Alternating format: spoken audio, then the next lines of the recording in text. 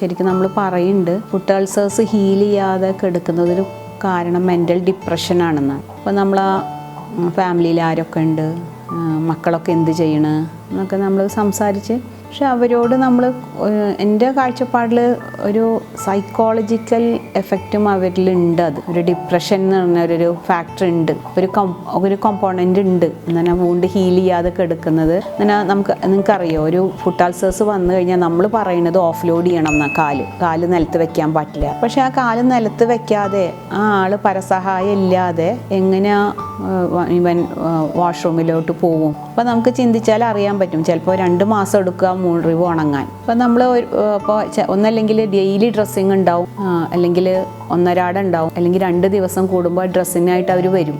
അപ്പോൾ ഞാൻ സ്റ്റാഫിനോട് പറയും ഫോട്ടോ എടുത്ത് കാണിച്ചു കൊടുക്കണം അവർക്ക് ഗ്രാജുവൽ ഹീലിംഗ്. അപ്പോൾ അതും അവർ ചെയ്യാറുണ്ട്. പക്ഷേ അവരോട് കൂടുതൽ ഇൻട്രാക്ട് ചെയ്യാനും പറയും ഞാൻ അവരോട്. അപ്പോൾ അവരിൽ നമ്മളിലൊരു 1.5 മണിക്കൂർ നമ്മളെ കൂടെ അവർ ചിലവഴിക്കും, സ്റ്റാഫിനോടും ഞാൻ ഡ്രസ്സ് ചെയ്യുമ്പോൾ എന്നോടും. അപ്പോൾ അവരെ ഫീലിംഗ് നമ്മൾ മനസ്സിലാക്കുന്നുള്ളത് വളരെ ഇമ്പോർട്ടൻ്റാണ്. അപ്പോൾ അവരെ ഫാമിലിയിൽ ആരൊക്കെ ഉണ്ട്, എന്താ ഭക്ഷണം കഴിച്ച്, എങ്ങനെയുണ്ട്, മക്കളൊക്കെ എവിടെയാണ്. അപ്പോൾ ഇന്നലെ ഒരു പേഷ്യൻ്റ് വന്നപ്പോൾ ഞാൻ ചോദിച്ചു, എന്താ ഒരു കാലിൽ കുറച്ച് എനിക്ക് തോന്നുന്നു ഒരു 6 വർഷമായി ആളെ വൂണ്ട് തുടങ്ങിയിട്ട്. ഒരു പ്രാവശ്യം ഹീൽ ചെയ്തു, അത് വീണ്ടും ഞാൻ പറഞ്ഞ പോലെ ഈ ബയോമെക്കാനിക്സ് അത് ഓൾട്ടേർഡ് ആവുമ്പോൾ വീണ്ടും തറയിൽ കാല് ചവിട്ടും, ചിലപ്പോൾ ചെരുപ്പില്ലാണ്ടായിരിക്കും നടക്കണത്. അപ്പോൾ വീണ്ടും അൾസർ വരാൻ സാധ്യതയുണ്ട്. അങ്ങനെ ഇപ്പോൾ വീണ്ടും അൾസർ വന്നിരിക്കുകയാണ്. ഒരു പ്രാവശ്യം ഒരു എക്സ്റ്റൻസീവ് സർജറി ചെയ്തിട്ടാണ് ആ വൂണ്ട് ഹീലായത്. അപ്പോൾ ഞാൻ ചോദിച്ചു, എന്താ കാല് ഇങ്ങനെ വൂണ്ട് ഹീലാക്കണ്ടേ?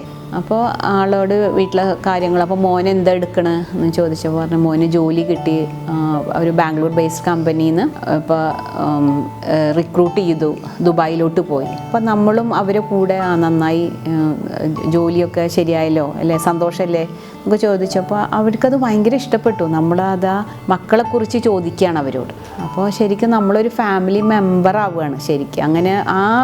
അങ്ങനെ വേണം ഒരു പേഷ്യൻറ്റിനോട് നമ്മൾ സംവദിക്കാൻ എന്നാണ് എൻ്റെ കാഴ്ചപ്പാട്. എനിക്കൊരു വൂണ്ടായി, എൻ്റെ കാലിലൊരു വൂണ്ടായി, എത്രത്തോളം വേദന ഞാൻ അനുഭവിക്കേണ്ടി വരും, ഒരു പരസഹായം ഇല്ലാതെ എനിക്കൊരു മൂവ് ചെയ്യാൻ പറ്റുമോ എന്നുള്ളത് ഒരു ഡോക്ടറായി ഞാൻ പലപ്പോഴും ചിന്തിക്കാറുണ്ട്. അങ്ങനെ തന്നെയാണ് ഞാൻ ആ രോഗിയോട് പെരുമാറുന്നതും. അത് അവരിലുണ്ടാക്കുന്ന മാറ്റം ചില്ലറയില്ല. ആ സൈക്കോളജിക്കൽ ഫാക്ടറും ന്യൂട്രീഷണൽ ഫാക്ടറും ഗ്ലൈസീമിക് ഫാക്ടറും എല്ലാം അവിടെ ചേരുമ്പോഴാണ് ആ വൂണ്ട് ഹീൽ ചെയ്യണത്. ഇത് നമ്മൾ കൂടെ ഉണ്ട് ഈ വൂണ്ട് ഹീൽ ചെയ്യാൻ എന്നുള്ളത് ശരിക്കും അവരെ ബോധ്യപ്പെടുത്തണം നമ്മൾ.